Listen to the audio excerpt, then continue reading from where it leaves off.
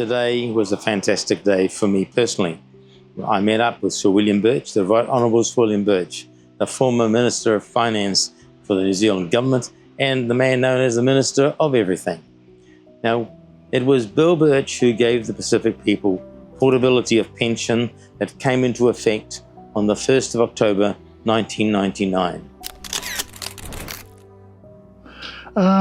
Yeah, well, my background is I'm really a country boy and grew up in a little town called Tokoroa, was my first school.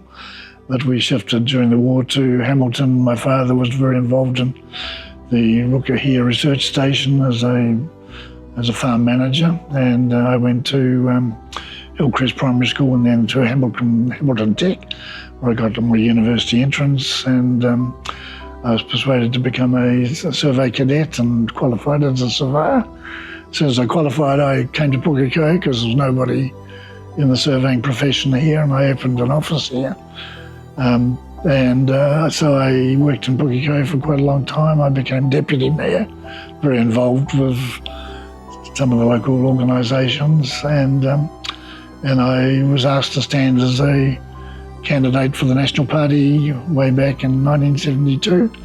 And I firstly said no, I'm too busy, got a young family, got a good business, but I said, if you can't find anybody else, come back and I'll think about it.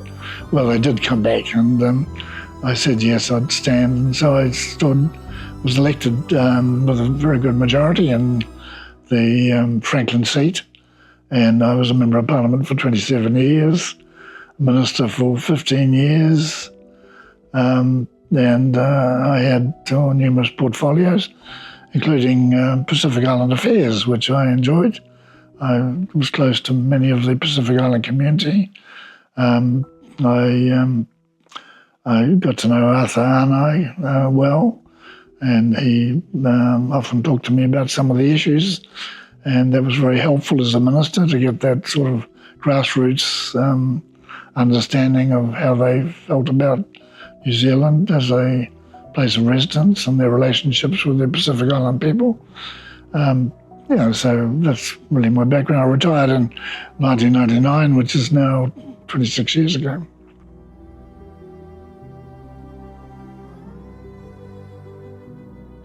Well, I'm not sure about whether it would have happened or not happened if somebody else had been the minister, but certainly I engaged with Arthur. He was very passionately involved with his Pacific Island people, and he knew the issues, and I respected his views. And sometimes you do get from the officials, not just Treasury, but immigration officials and others, an issue which is a little bit tainted by their desire to protect spending in New Zealand and things like that. So I listened to what Arthur was saying, and I was persuaded that he had a good case for doing what we finally decided to do.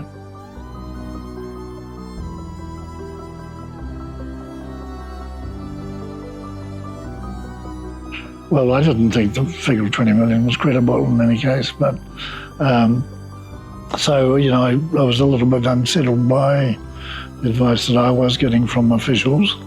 And I listened very carefully to what the argument was from Arthur in terms of the cost of making those changes, and I was persuaded to his view.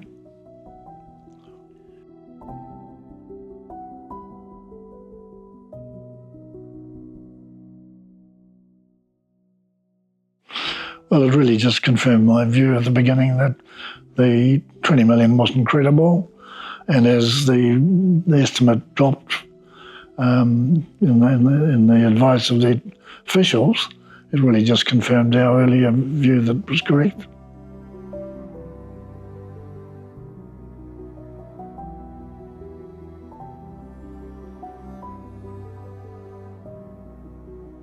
It was about dealing with officials, really. I was a minister of a number of portfolios, and I dealt a lot with officials, and they do what they think is best for them the government's point of view, but sometimes you've got to inject a little bit of realism and look at it from the side of the people that are going to be affected. So, you know, it wasn't a unique occasion for me. I often didn't accept the advice of officials in all sorts of areas. I was Minister of Energy, I was Minister of Science and Technology. I had a lot of experience with officials, and by and large, you really got to weigh up their advice against other advices you may be getting, sometimes from the private sector, sometimes from people in the community who have got, you know, experience in dealing with those issues. So, you know, there's the need for ministers to not just be driven by the officials in the departments, but you've got always, in my view, to consult with the private sector and the communities.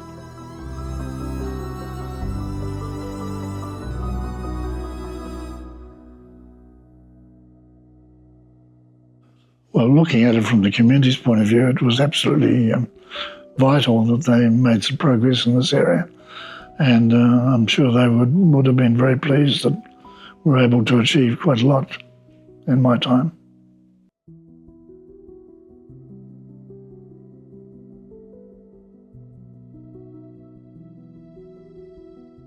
Well, I mean, as a basic principle, it's extremely important that communities work together and government listens to them, as a basic principle.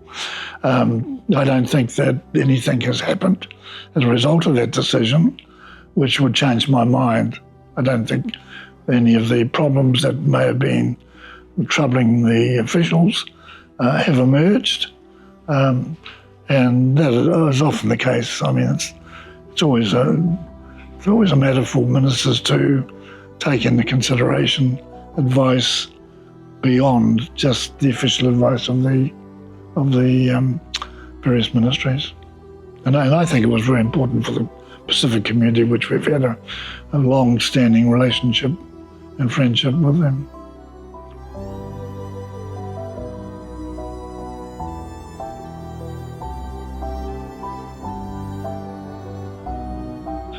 Well, it's a bit hard for me to judge all that, but I think those things are important in terms of the role of a Member of Parliament, initially, and specifically the role of a minister.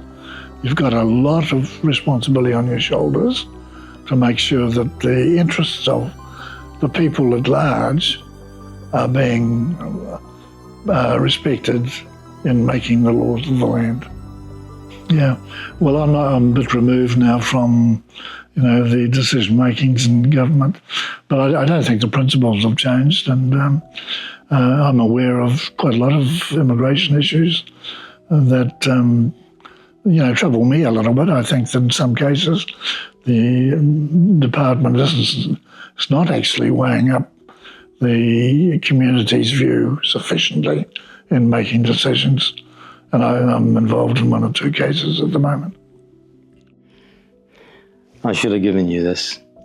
Without you, we would not have portability of pension. And at that time I had to give it to the Prime Minister as she was in that position. But the honest truth is, it always should have been for you. And I Really nice of you. had the great honour to put it on you, sir.